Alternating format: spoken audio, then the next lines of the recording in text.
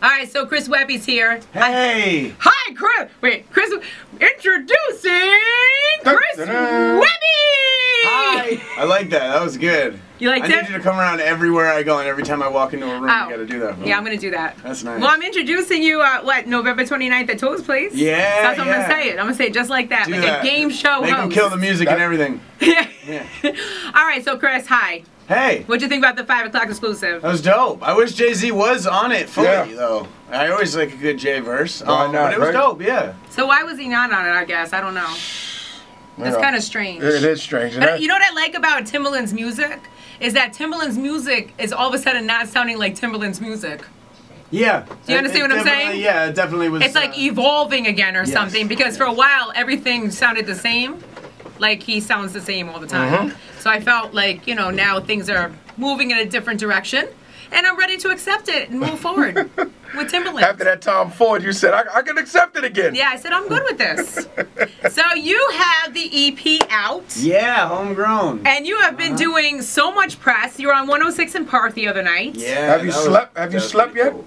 I actually, from Monday to like Wednesday night, I got maybe, 6 hours of sleep, 5 hours of sleep. But then I slept for like 16 hours. Yeah. Nice. Yeah, and I got some sleep last night, but it's back at it today, Well, this is good. Yeah, I just told him, I said, now it's your time.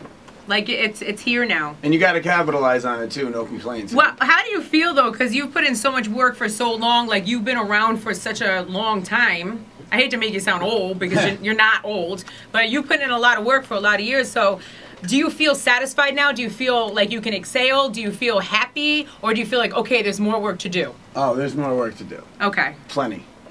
Just getting started. Can you enjoy this time at least, Chris? I enjoyed it for a good, like couple hours at Greenhouse when we had the little release right, the big release party, yes. But, after the album comes out top of next year, I'm going to take a nice little vacation, put my feet up, and But until then, man, it's work, like work, you said, work. this is the time. You got to, you can't take breaks, especially when it's the time, so working.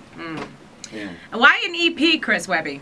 Well, because the EP is, getting everything geared back up, and then the full, actually it'll be my debut album, which will be the top of next year. It'll be my 10th official project, but it'll be my first album.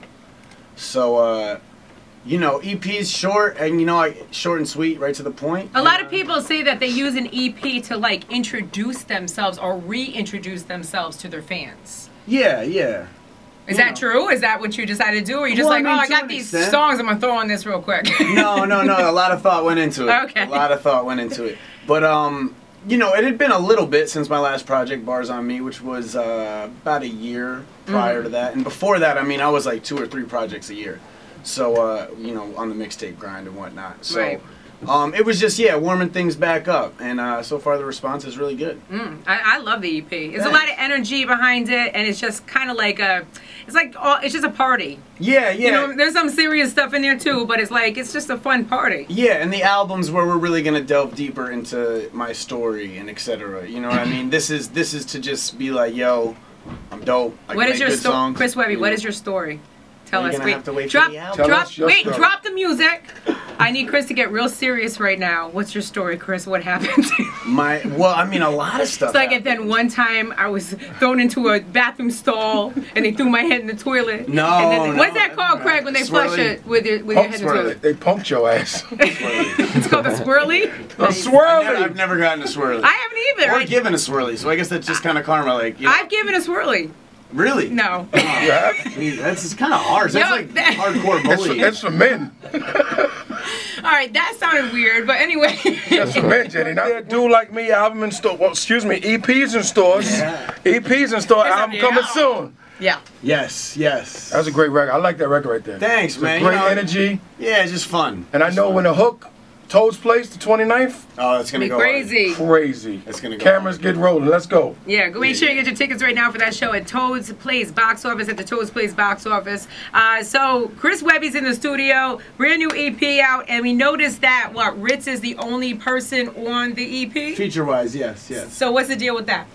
I wanted to make sure it was a lot of me, because you know, it's kind of the point of an EP. It's kind of short. That should be like a sexual R&B song. A lot of me. A lot of me. I like that. Nah, do it right now. Go. I mean, oh man. Do it, son. Do it. You got the R&B shades on right now. Nah, but Ritz is mad cool, and he is so talented. Yeah, and as far as him on that particular song, like I had an open third verse, and I knew in my head I was like, I need Ritz on this because his flow is gonna sound dope. He killed it at the BET Cypher. Oh yeah. Like I was like, oh my god, like you know, because he had been in here and whatever else, and I felt like he was dope anyway. But then I saw him there and do that, and I was like, wow. He has one of the most interesting flows in hip hop right now. His flow is very intricate and. Why do you say that? I'm just curious. Well, I mean, there's a lot of people who rap fast nowadays, but the way he puts like slight melody in it and still manages to rap like a million miles an hour. It's just interesting, you know, from a rapper's perspective. I look at that and I can almost study it and you know, be like, wow, this is something dope and new.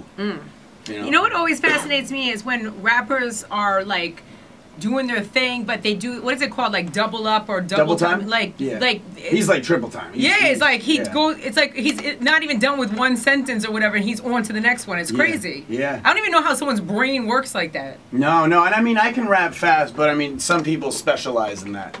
I would say my specialty at the end of the day is, it's not, actually now I've been writing a lot of hooks. But punchlines has always been my thing, you know, growing up in the cypher and rapping.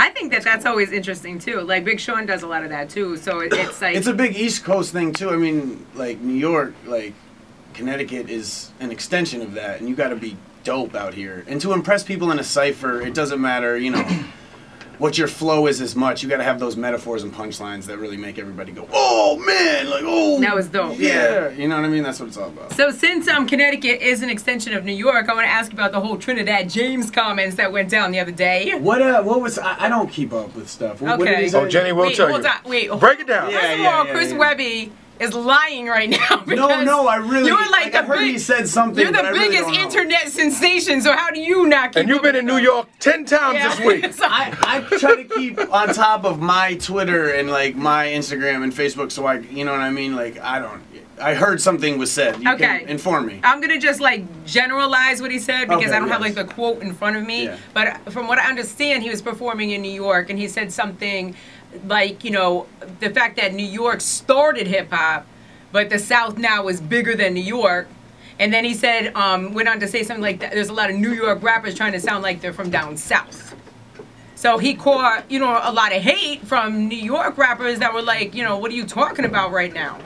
So I mean, the only thing that I would agree with is there's like a slight element of truth to that. There are cats from this area who, you know, not a lot of the major dudes, but there's certain that use down south beats. Yeah, because they want to get the quick radio single, etc. But I mean, end of the day, like Trinidad James, you should just know a little better than that. You know? Right. You know, it's just that's just territory that an artist like him, you know, he just shouldn't. In New York, he said that too. Yeah. Yeah, I feel like you should have a little respect. Nothing against him, but at the end of the day, New York is the birthplace of so many like super lyrical cats. Yes. And let's not kid ourselves. Like, and a lot of those lyrical cats are still around. Yeah. Still making music. Yeah. So a cat who isn't necessarily as lyrically inclined should, you know. And not as relevant, as far as I'm concerned, at this point in his career. But Jenny, after those comments were made, Trinidad James' song came in my email later that day. So what do you think? He like did it purposely or something? You never know. It could be a publicity stunt, but he might get his ass whooped between that. Because Mano want him. Oh yeah, shout out to Mano. I'm actually going to see him this week. So. Yeah. You are? Yeah. Making some music with Mano? Yeah. Yeah? Yeah. He's a cool dude, definitely. Mano's dope. Yeah. He's worth, how much did we have to figure out he's worth? $4 million? 6. Oh, he's worth $6 million? No, it was K Slay that was worth 6 and Mano 4. We were looking up people's worth. Word. How much do you think you'll be worth next year? I don't know. Hopefully a little more than this year. Yeah. He's like, just a little more. Yeah. Just a little more would be I mean, good. it's important. Money's important to keep, you know, everything going. But I'm just like, I've never really cared that much about money, believe it or not. It's just, you know, as long as I got a credit card that works so I can get gas, get bogeys, like, you know, kind of go about my daily stuff and can occasionally get myself something nice, treat myself. I like to eat good. I'm Italian, so I spend a lot of money on my food. Skinniest guy ever. Fast metabolism. Yeah. Lucky you. Very. But it's you know, it is what it is. Like, money's cool, but it don't buy happiness. Okay, thanks, Chris. Buy me some happiness. I'm wondering though, Chris, you have like these like really amazing fans, like I do. They're great, man. And I'm wondering, like, does it ever surprise you when someone comes to you and says something like, "You helped me get through my problems," you know, and thank you? I have had actually a good handful of people, because, like we said, you know, I talk about, you know, the obvious, girls, drinking, drugs, and all that fun party stuff. But at the end of the day, I also talk about, you know, trying to accomplish your dream when the deck is stacked against you, you know, talking about some of the stuff that happens, you know, in the burbs. Like, I lost a friend. Like, there's a lot of, like, kids on the painkillers these days. So, you know, I address that in one of my songs, Fragile Lives, and I've had a lot of people say that particular verse, you know, really helped them. It's cool that I could help people. I've had someone say that, like, that song in particular, Fragile Lives, prevented them from committing suicide. Wow. Wow. So, I mean, to hear something like that, that's a lot of responsibility. It is. Yeah. It is. And, you know, I don't really classify myself as a role model per se, but there are good things that I stand for, though. You know what I mean? I stand for, you know, never giving up and being persistent and, you know, work hard, play hard. I live by that very strongly. I know the other night I was on the phone with Chris Feary, your manager, and my daughter Summer, who's 15, comes over and says, "Mommy, are you talking to Chris Webby right now? I love Chris Webby. Put Chris Webby on the phone right now." And I go, "Summer, it's not Chris Webby, it's his people." You know what I'm saying? But I said, you know, she was like, "Can we call Chris Webby?" I'm like, "We're not gonna call Chris Webby. That's just weird." You could have her. I know, but you know, I mean, we're friends and whatever else. But that, you know, I try not to do all that. But anyway, with that being said, you know, people, your fans are just so passionate about you.